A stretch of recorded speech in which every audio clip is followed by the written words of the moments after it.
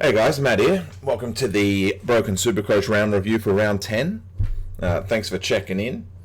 As you can see, just quickly, I've had I wouldn't say it's a meh, top 10% score.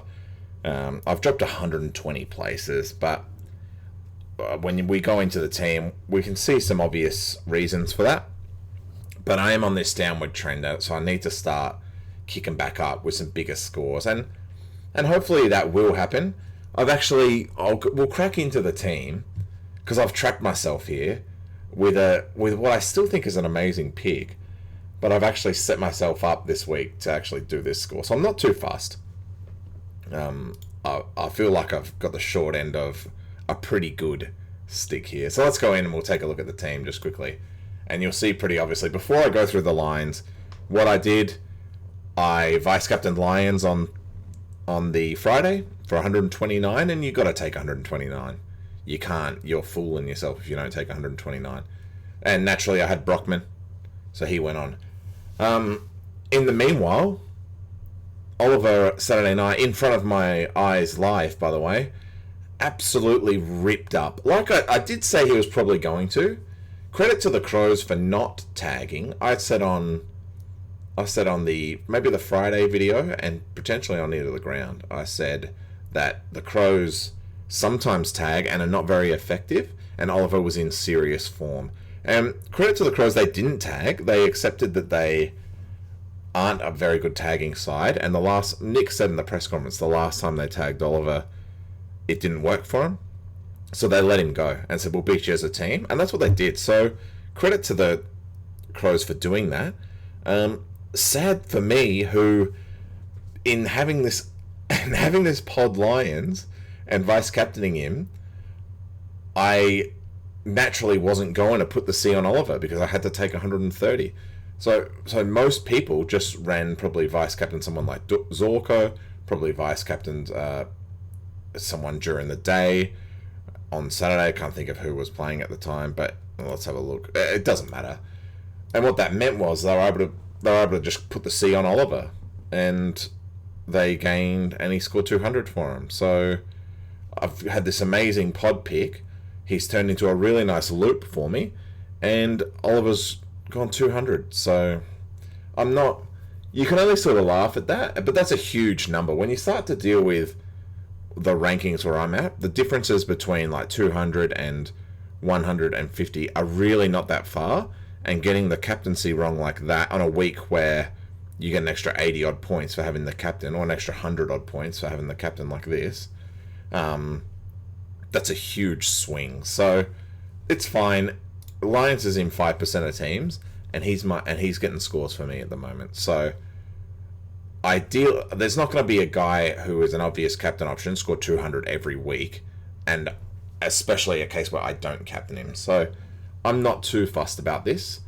It's disappointing to see the rank go down a little bit, but that's not going to happen every week. In the long run, I am going to be better off having Lions in my team and missing this Oliver pick than not having Lions in my team and getting the Oliver pick. Because Lions somehow at 646k has gone up in price again this week. So I mean, this is the pick of the year for me. Let's go through the lines quickly. For those who didn't see, I traded in Zorko and I traded in Jones. I had to force to do something in the defense line purely because we saw Highmore wasn't named, Murphy wasn't named, and who did I have here? Mansell wasn't named. So I had to bring in Jones. And did he put 50 on? Port looked terrible today. I've said some pretty outlandish things on this show. And I'll say some more. I think Port looked horrendous. They did not look like a fifth place team, and they're going nowhere fast if they keep playing like that. But Jones, he did some stuff. He'll keep his spot. He looked decent at times. Average of 60. He's ideally I have someone else there, but it is what it is. This is hurting a lot, Bolton. Oh, is that all we need to go over in the defense before I jump into the mids here? Yeah, Jath as well. This pick is frustrating. I really need him to start scoring again because I just don't have the time to trade him. With 2 trades a week, realistically, I just don't have the time for it. I will trade him at the end. I've got enough, 15 trades with very little spots on field for premium. So I will do it eventually, but just at the moment, it's not the time. These guys are fine, all these picks. And Laird's been amazing. 120 in his last 3, I think it is. So amazing stuff. In the mids, yeah, this Bolton is a good pick, and I'll stand by it. But this injury is hurting me so much, and I'm bleeding points, even more so because Scott's on field for him. The AFL website last week said 1 to 2 weeks away. The Richmond website says short term. I'm hoping he's back this week. Richmond are in trouble as far as their ladder goes. They're probably not a top 4 side this year. So they will be looking to have Bolton back as quick as possible. A lot of guys need to be back into that team. So hopefully he's back this weekend. When are they playing? It is the Sunday game, so it does give him a little longer to recover. I'll keep an eye on him. I hope he's back this week. If not, he's back the week after, they reckon. So we'll see. I'm really hoping that he's back sooner rather than later, and in the similar form that he was in. That's another one I hope. He would have been able to keep his fitness, just a broken wrist. So mids are as they are here. As Lions love this pick. Tommy Powell's in trouble. He's struggling. Was named in the emergencies this week. He hasn't played against men before. Didn't play for the league sample team last year, so this is his first chance against real men, and he's playing as their first or second mid option. So it's unreasonable to expect that Tom Powers can play a 22 game season. North might do it to him, and they'll probably burn him out, as he's showing serious signs of fatigues right now, and probably gets a rest. What are they, the round 12 bye? It wouldn't shock me if... Yeah, round 12 bye. Wouldn't shock me if they left him out of the team this week so they can get 2 weeks rest for him. Or he plays this week and he rests the week after the bye. They probably want to give him 2 weeks of genuine rest just to get him right, because they are going to burn him to the ground. They'll play him the whole way through because that's North. They're the worst team in the AFL. There's not much else to talk about here. Oliver, that is an unbelievable score. Saturday night, I was sitting with a bunch of guys. The old man was there, and it was noticeable how much footy this bloke was getting. Everyone around us was just like, this bloke has it on a genuine string. And it didn't help that we were giving it to him a fair bit as well. That's where a lot of his points came from. We would just turn it over to him. He'd play a kick behind every now and then when he was resting. Bang, he'd grab it. Kicked a couple of goals. Amazing performance. And equally as amazing that the Crows beat him. That's one of the great games I've seen at Adelaide Oval. The atmosphere was electric. Bont, doing Bont things. This guy is I'm glad I started him, really. He's amazing. A lot of people... I don't think he's much of a pod anymore. He's never a pod. 30% of teams. So you got to have him in. McRae as well. And while he's gone, he stayed about the same. I'd rather have McRae than not have McRae. 50% of teams, McRae. It's amazing. Walsh, this kid's a stud. And Steele, just... look, I won't say too much, because in fairness to him, they got absolutely thumped, and he still managed 100. But I'm surprised at Steele's sort of lack of scoring. He does seem to give away free kicks a fair bit, so maybe that's it. He butchers the footy every now and then. Look, I'll take this from Steele. This is good. Rucks are what they are. Grundy, Gorn, Flynn. Love seeing Flynn continuing to play. This guy's going to continue going. Hopefully they don't leave him out for much longer. He is their best ruck. Mumford's good, but it does look like they can play with both in the team. And I think that's the plan going forward. Flynn and Mumford in the ruck, which would mean we get some good money out of Flynn. We're going to get some serious money out of Flynn. What's his break even now? 12. He's to the moon, and I'll hold him all the way. And the forward line. So Zorko, I loved this trade in. It looked slow early, and he just picked up. Once Brisbane picked up, he too picked up. So, I mean, I've said this about Zorko. I think he's a front runner. I think when Brisbane does well, he does well.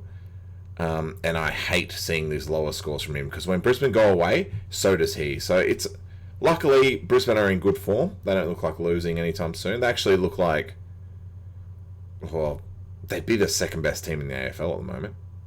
So he's going to be scoring, but I'm just worried that he's a front runner.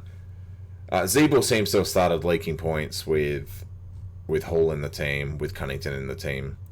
So he's slowed down a little bit with Hall taking that role. But it's alright.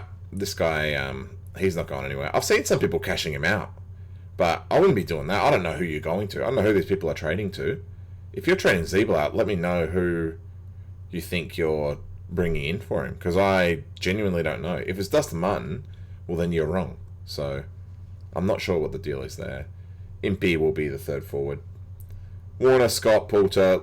Yeah, sadly, Scotty got concussed. I've had to have him on field for the last couple of weeks. He seems like a good field option over McCreary, and Waterman I just didn't know what to expect with having been out for so long. He looked decent. I mean, everyone looked decent against North. Everyone's going to score high. All right, and Warner, I just need him to hold, and he will. He's just going to sit around this mark. He might lose 10k off of what I could have got out of him, but I just need to hold him through the buys. That's the nature of our forward line. Poulter as well. This has been an awesome pickup. Love this. He looked great. 80, probably should have been 100. He butchered it a bit, gave away a couple of free kicks, but he looks very nice in the Collingwood team. Can't see him going out of the team anytime soon. And hopefully, with that bit of DPP, we can use him all the way through the buys. We can get some good cash out of him and cash him into something really nice. So, fingers crossed for Caleb Poulter. And he's a great kid. Great South Australian boy. Trades this week. Well, the obvious one is... Well, it's not obvious, is it? We'll put Jordan back on field.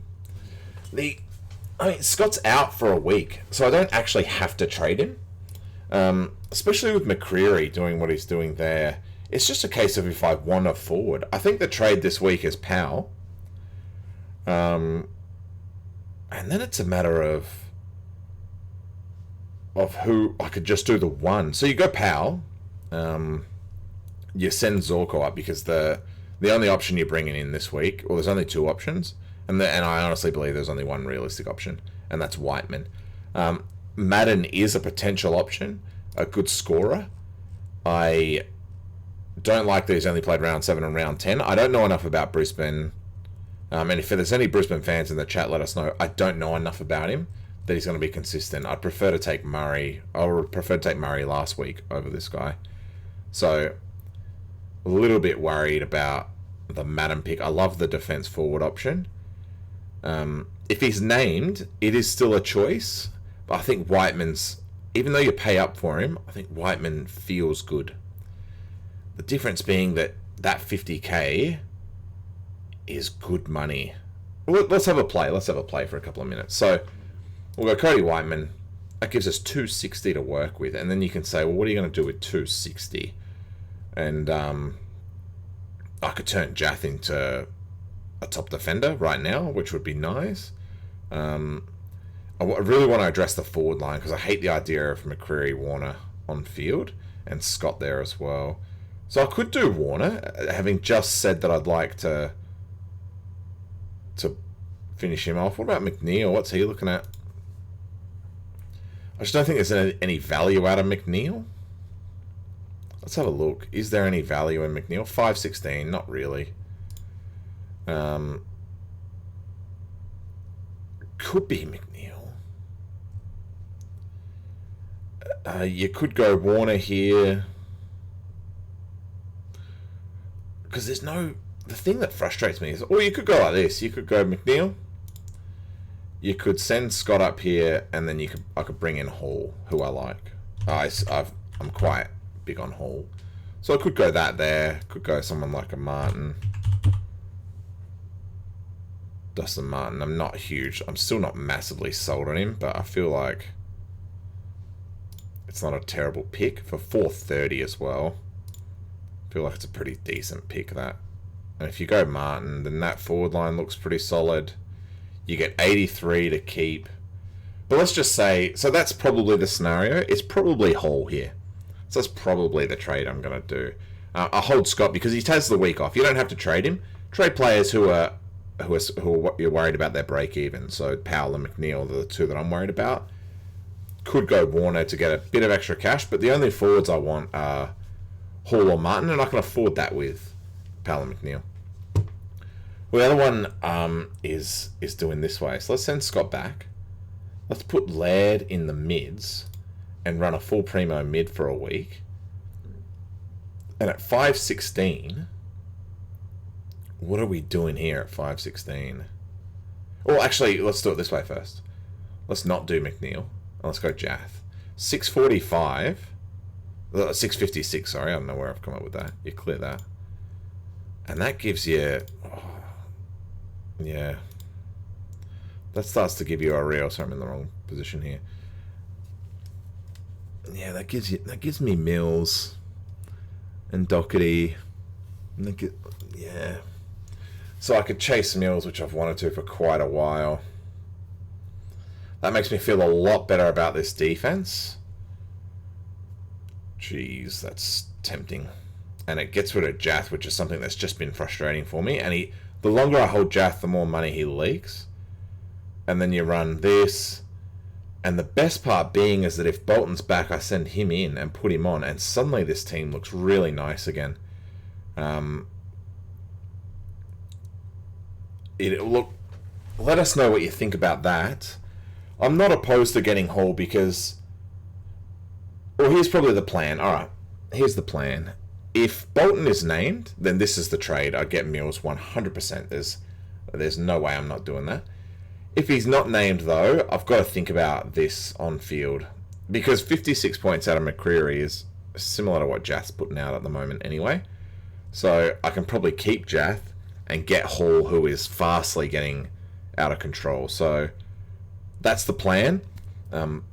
Mills or Hall this week. And it's going to be a case of either Jath, McNeil, and Powell's the one who's going to go. So let us know how you feel about that. I'm going to lock that in because I just want to see my team look like that. And let's just, you got to speak it into existence, guys. That's a really important part of footy here. So I've set it up, you see. Now that I've spoken it into existence, it will happen. And then what are we going to do? With Vice Captain Bont, and we'll probably Brockman probably won't get picked again because Clarkson apparently doesn't like him. That's pure rumour, by the way. Probably Captain Bont, and then we might do some funny stuff with...